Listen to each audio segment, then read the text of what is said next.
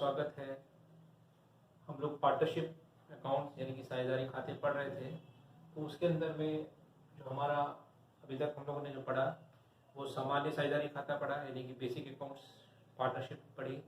उसके बाद में हम लोगों ने पार्टनरशिप के बारे में, एडमिशन ऑफ पार्टनर्स यानी कि जो नया साझेदार प्रवेश करता है उसके बारे में हमने पढ़ा कि नया साझेदार प्रवेश कैसे करता है, कौन कौन से हम खाते बनाते हैं, हम नया अनुपात कैसे निकालते हैं, हम त्याग अनुपात कैसे निकालते हैं, हम पुनर्मूल्यांकन यानी रिवैल्यूएशन अकाउंट कैसे बनाते हैं, पार्टनर्स कैपिटल अकाउंट कैसे बनाते हैं, जो पार्टनर्स में ख्याति की जो गणना होती है यानी गुडविल की जो वैल्यूएशन होता है वो गुडविल का वैल्यूएशन कैसे करते हैं, गुडविल किस तरह से बांटते हैं, ये सारी चीज़ें हमने सीखी और उस पर से हमने अपना साझेदारी प्रवेश खाते को खत्म किया।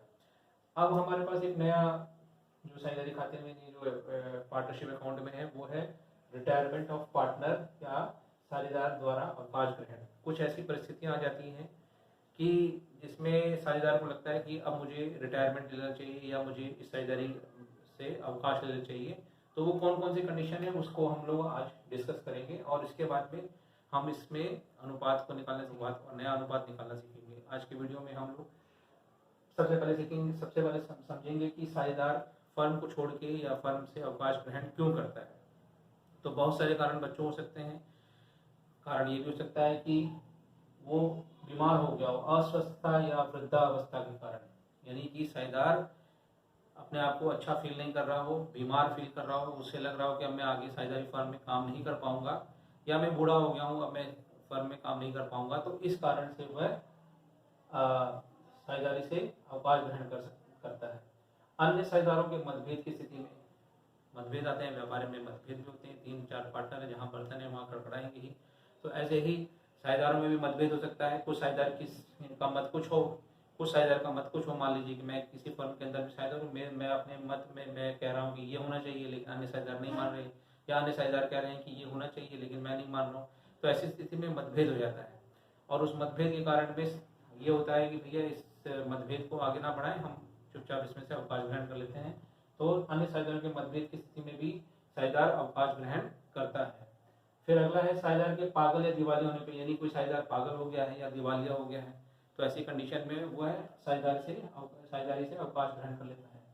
कोई अधिक लाभदायक काम करने की इच्छा होने पर, यानी कोई प्रॉफिटेबल, यानी कि कोई ऐसा उसको लग रहा है कि मैं इस फर्म के अंदर में काम कर रहा हूँ लेकिन अगर इस फर्म से बेहतर मैं अगला से कोई काम कर रहा होता जिससे मुझे ज़्यादा प्रॉफिट हो रहा होता या हो रहा है, तो ऐसी कंडीशन में उसको फर्म से अवकाश ग्रहण करना ही अच्छा माना जाएगा। वो फर्म से अवकाश ग्रहण कर करके अपना नया व्यवसाय या नया कारोबार शुरू कर सकता है जिसमें उसको लगे कि मेरे को इस फर्म से अधिक लाभ उसके अंदर में होगा, तो ऐसी स्थिति में वो साझेदारी फर्म को छोड़ के जा सकता है, यानी वो अवकाश ग्रहण कर सकता है, रिटायरमेंट ले सकता है।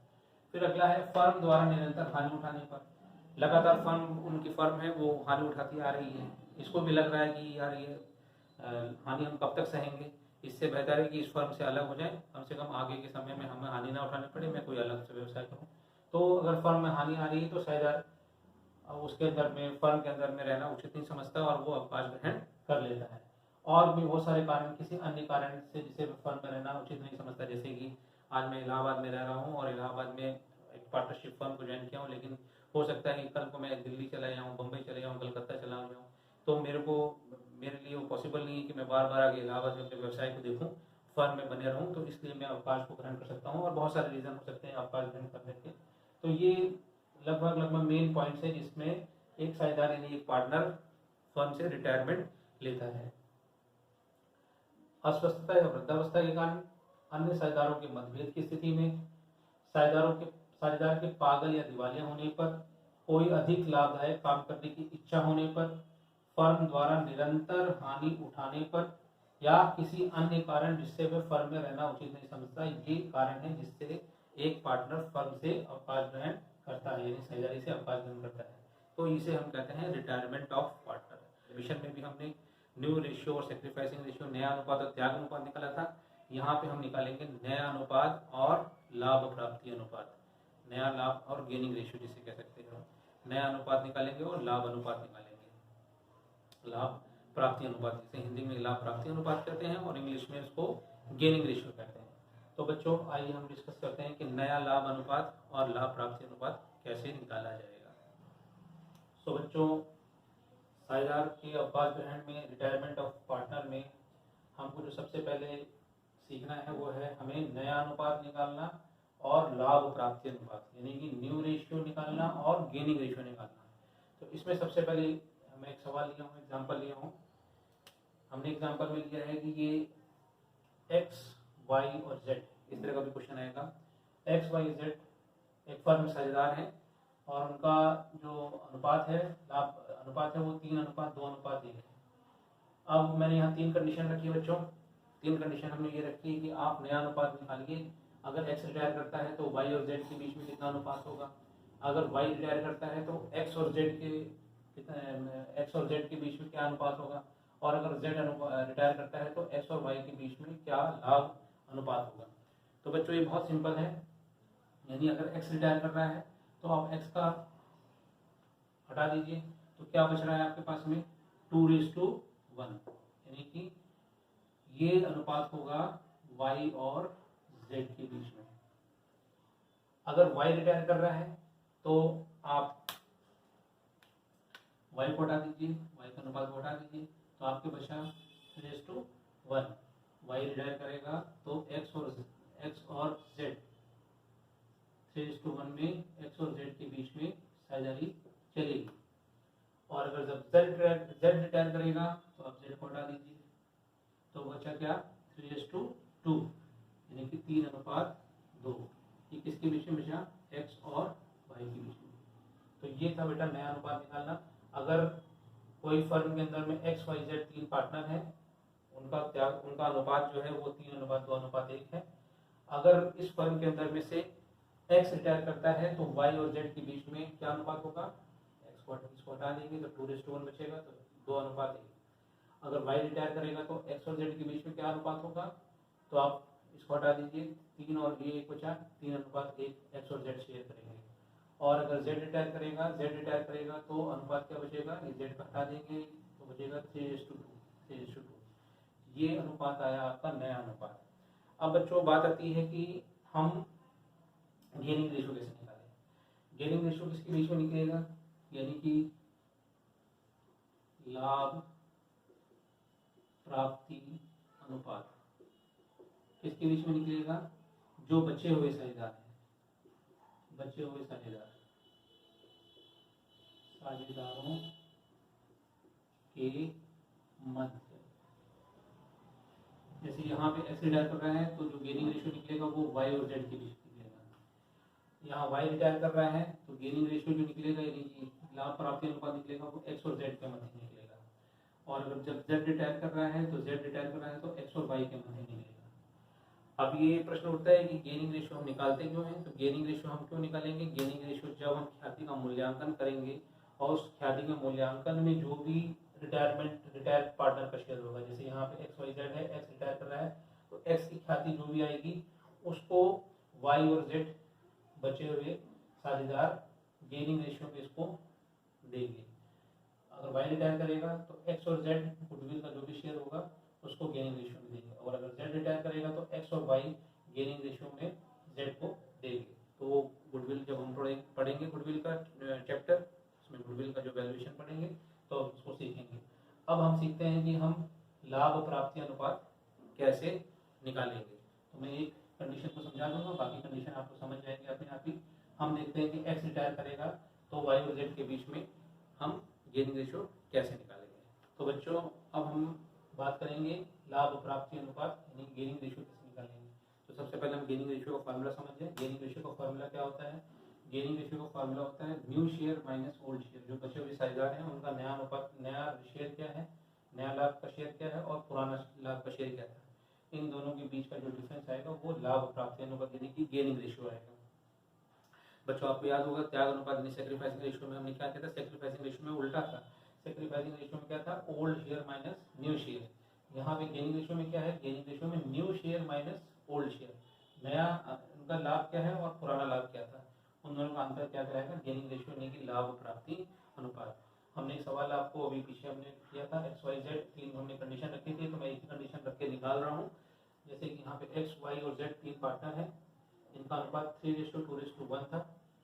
अगर x रिटायर कर रहा है तो नया अनुपात कितना आया था, ये हमने बताया था। x रिटायर किया तो 3 को हटा दीजिए, 2:1, तो 2:1 y और z के मध्य में अनुपात आया था, यानी कि y जो है उसका शेयर हो जाएगा 2/3 और x का शेयर z का शेयर हो जाएगा 1/3, ये नया अनुपात है। और अगर हम पुराने अनुपात की बात करें तो y का शेयर क्या था, 3:2:1, यानी कि 3, 2, 5 और 1, 6, 2/6 इनका ओल्ड रेशियो था, ओल्ड रेशियो था, न्यू शेयर आ गया। और z का कितना था, 1/6, ठीक। इसीलिए हमें गेनिंग रेशियो निकालना है, तो हम x का निकालेंगे, x गेन, x का लाभ प्राप्ति अनुपात, x ने लाभ कितना प्राप्त किया, x gain equal to new share इसका है, न्यू शेयर दे रखा है 2/3, 2/3 है, तो ये न्यू सॉरी 2/3 और ओल्ड शेयर कितना था 2/6 माइनस 2/6 लघुत्तम एलसीएम 6 आया, 3 to the 6, 2 to the 4, 4 minus 2 is equal to 2/6। ऐसे अगर हम y गेन निकालें, इसी तरह से हम z का गेन निकालें, z gain is equal to, तो z का नया शेयर है 1/3 माइनस इसका पुराना शेयर था 1/6, तो लघुत्तम यानी एलसीएम हमारा 6 आया, 3 to the 6, 2 minus 1, 1/6, यानी गेनिंग रेशियो हमारा जो आया वो आया 2:1, और न्यू रेशियो भी हमारा आया था 2:1। तो बच्चों इस तरह से हम गेनिंग रेशियो निकालेंगे और नया अनुपात निकालेंगे। मैं फिर से इसको प्रश्न को समझाता हूँ। एक्स वाई जेड किसी फर्म साझेदार थे जिनका अनुपात 3:2:1 यानी 3:2:1 था। एक्स फर्म से रिटायरमेंट ले लेता है। जब एक्स फर्म से रिटायरमेंट ले लेता है तो जो वाई और जेड के बीच में जो रेशियो होगा वो हो जाएगा, 3 को आप हटा देंगे तो 2:1, 2:1 के बीच में वाई और जेड अपनी साझेदारी फर्म को चलाएंगे। तो न्यू रेशियो वाई का कितना हो गया 2/3 और जेड का कितना हो गया 1/3, 2:1 है, 2/3 वाई का हो गया और जेड का 1/3। ओल्ड रेशियो अगर हम देखें तो ओल्ड रेशियो वाई कितना था 3:2:1 2/6, 3, 2, 5 और 1, 6, 2/6 और जेड का कितना था 1/6। अब इसी से ही हम क्या निकालेंगे, गेनिंग रेशियो निकालेंगे। गेनिंग रेशियो का फॉर्मूला आपके सामने लिखा हुआ है, gaining ratio is equal to new share minus old share. तो वाई गेन, वाई कितना शेयर गेन कर रहा है, इसका न्यू शेयर है 2/3, हमने यहाँ पे निकाला है ये, और इसका ओल्ड शेयर यानी कि पुराना लाभ कितना था 2/6, हमने इसको सॉल्व किया तो 2/6 आया। ऐसे ही जेड का गेन निकालेंगे तो 1/3 minus 1/6, 2 minus 1/6 is equal to 1/6, तो गेनिंग रेशियो आया 2:1। तो बच्चों इस तरह से हमने नया अनुपात और त्याग अनुपात नया अनुपात और लाभ प्राप्ति अनुपात निकालना सीखा। अब इसी की दूसरी कंडीशन भी आएगी जिसके अंदर में ये नया पार्ट जो पुराना साझेदार है एक्स रिटायर कर रहा है, तो इसके शेयर को ये कितने हिस्से मिल रहे हैं और उससे हम लाभ प्राप्ति अनुपात कैसे निकालेंगे, तो उसको भी हम समझते हैं कैसे निकालते हैं। तो बच्चों ये दूसरी कंडीशन ये है, ऐसे भी प्रश्न में दिया रहेगा कि एक्स वाई और जेड, ध्यान से समझिएगा इसको, थोड़ा सा टफ है। एक्स वाई और जेड 3:2:1 यानी कि X Y and Z are partners in 3:2:1। X Y और जेड 3:2:1 में साझेदारी व्यवसाय कर रहे हैं। एक्स फर्म से रिटायरमेंट ले लेता है, ठीक है, फर्म से रिटायरमेंट ले लेता है तो हमने क्या निकाला था 2:1 निकल गया था, वहाँ तक की बात सही थी। लेकिन अब इस यहाँ पे थोड़ा सा क्या है, एक्स जब रिटायर करता है तो उसके लाभ यानी कि 3/6 लाभ को, 3, 2, 5 और 1, 6, 3/, उसके लाभ को वाई और जेड बराबर बराबर बांट लेते हैं, यानी कि his shares were distributed by Y and Z in equal ratio, बराबर रेशियो में बांट लेते हैं। तो हमसे कह रहे हैं कि आप नया अनुपात निकालिए और गेनिंग रेशियो लाभ प्राप्ति अनुपात निकालिए। तो सबसे पहले हम निकालेंगे कि इन्होंने कितना लाभ एक्स का लिया, यानी कि एक्स का लाभ कितना गेन किया। उस गेन सबसे पहले निकालेंगे वाई ने कितना गेन किया, Y's gain is equal to X का जो शेयर था 3/6, उसमें उसको आधा मिल रहा है, ठीक है। 3/6 एक्स का शेयर था, 3 2 5 और 1 6, 3/6 एक्स का शेयर था, उसमें इसको आधा मिल रहा है, तो कितना मिल रहा है बच्चों, 3/12। ऐसे हम जेड का गेन निकालेंगे, जेड्स gain is equal to 3/6 into इसको भी आधा मिल रहा है, तो 3/12। अगर हम ऐसे देखेंगे तो ये 1:1 गेनिंग रेशियो हो जाएगा, लेकिन अभी हम उसको आगे निकालेंगे भी कि कैसे निकलेगा ये। लेकिन अगर हम ऐसे देखें तो 1:1 आ रहा है, 3/12 ये गेन कर रहा है, 3/12 ये गेन कर रहा है, यानी कि इसको 3:3 1:1 3:3 आएगा यहाँ पे, ऐसे आएगा, और इसको जब हम काटेंगे तो 1:1 आएगा। लेकिन इसको अभी हम फॉर्मूले से भी करेंगे कि इतना आ रहा है कितना आ रहा है। अब हम निकालेंगे वाइज न्यू शेयर, वाई का नया अनुपात कितना होगा, Y's new share is equal to old share, इसका जितना ओल्ड शेयर था प्लस गेन, इसने कितना एक्स से मिला इसको, तो ओल्ड शेयर इनका कितना था बच्चों, वाई का 2/6 प्लस गेन कितना किया 3/12, एलसीएम आया 12, 6 दूनी 12 2 दूनी 4, 4 प्लस 3 7/12।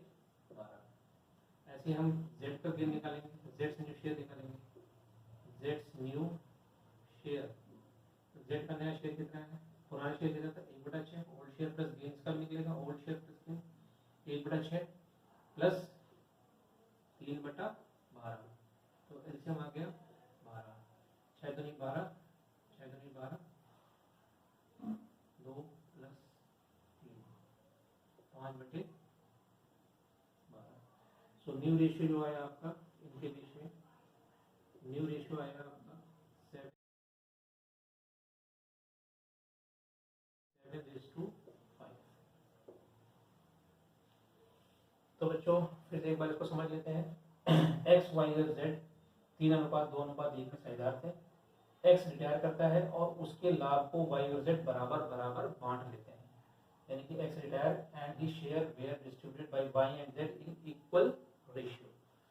सो सबसे पहले हम निकालेंगे वाई का लाभ, वाई ने कितना लाभ किया, या वाई गेन, हिंदी वाले लिखेंगे तो वाई का लाभ, लेकिन हमें इंग्लिश में करना है, तो वाई गेन, वाई ने कितना गेन किया, एक्स का शेयर लिख दीजिए आप 3/6, उसमें उसको आधा मिल रहा है इंटू 1/2, आधा मिल रहा है नहीं 1/2, तो 3/12।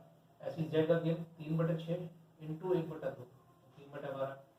तो वाई ने कितना, वाई का न्यू शेयर कितना होगा, वाई का न्यू शेयर हो गया ओल्ड शेयर, उसका पुराना अनुपात के पुराना लाभ कितना था, प्लस उसको कितना गेन हुआ एक्स से कितना मिला, तो पुराना शेयर था इसका 2/6 प्लस ये इनको मिला है, ये इनको 3/12 मिला है, 3/12 में जोड़ा तो 4/12 एलसीएम आया, इसको सॉल्व किया तो 7/12, 7/12 इसका आया, 5/12 इसका आया, तो इस तरह से न्यू रेशियो मिला 7:5। बच्चों हम गेनिंग रेशियो अगर चाहें तो हम यहाँ से भी निकाल सकते हैं गेनिंग रेशियो 1:1, लेकिन हम इसको चेक करेंगे 1:1 आ रहा है कि नहीं आ रहा है अपने फॉर्मूले से, और फॉर्मूला हमारा क्या था, new ratio minus old ratio. तो अभी उससे भी चेक करते हैं कि 1:1 आता है कि नहीं आता है। तो बच्चों हमने पिछले सवाल में निकाला था कि नया रेशियो निकला था, एक्स वाई जेड पार्टनर थे, 3:2:1 में साझेदारी करे थे, एक्स रिटायर करा था, उसके लाभ को वाई और जेड ने बराबर बांट लिया, और उसको निकालते हुए हमने नया रेशियो निकाला था 7:5। अब हम जिक्र करेंगे गेनिंग रेशियो, और हमारा गेनिंग रेशियो हमने शॉर्टकट में देखा था, तो वो गेनिंग रेशियो हमारा 1:1 आया। तो गेनिंग रेशियो का फॉर्मूला है new share minus old share, और गेनिंग रेशियो किसके मध्य निकलेगा, गेनिंग रेशियो जो बचे हुए साझेदार हैं उनके मध्य निकलेगा, यानी कि वाई और जेड के बीच में निकलेगा। तो हम निकालेंगे Y's gain is equal to new share इनका है 7/12 माइनस ओल्ड शेयर इनका था 2/6, एलसीएम आया 12, 7 माइनस 6 दूनी 12, 6 12 12 7 आ गया, और 6 दूनी 12, 7 माइनस 4, तो 3/12। ऐसे ही हम जेड का गेन निकालेंगे, जेड गेन, तो जेड का नया शेयर है 5/12 माइनस ओल्ड शेयर है इसका 1/6, एलसीएम आया 12, 5 माइनस 6 दूनी 12, 6 दूनी 12 2 आपके 3/12, यानी गेनिंग रेशियो आया आपका इक्वल टू 3:3। इसको हम काटेंगे 3 एकम 3, तो जाएगा 1:1, ये हमारा 1:1। तो बच्चों इस तरह से हमने सीखा कि कोई पार्टनर अगर रिटायर होता है तो उसके लाभ को पुराने साझेदार किसी निश्चित मात्रा में लेते हैं, तो ऐसी स्थिति में हम नया अनुपात कैसे निकालेंगे और गेनिंग रेशियो यानी कि लाभ प्राप्ति अनुपात कैसे निकालेंगे। तो आई होप बच्चों आप लोगों को ये चीज़ अच्छे से समझ में आई होगी।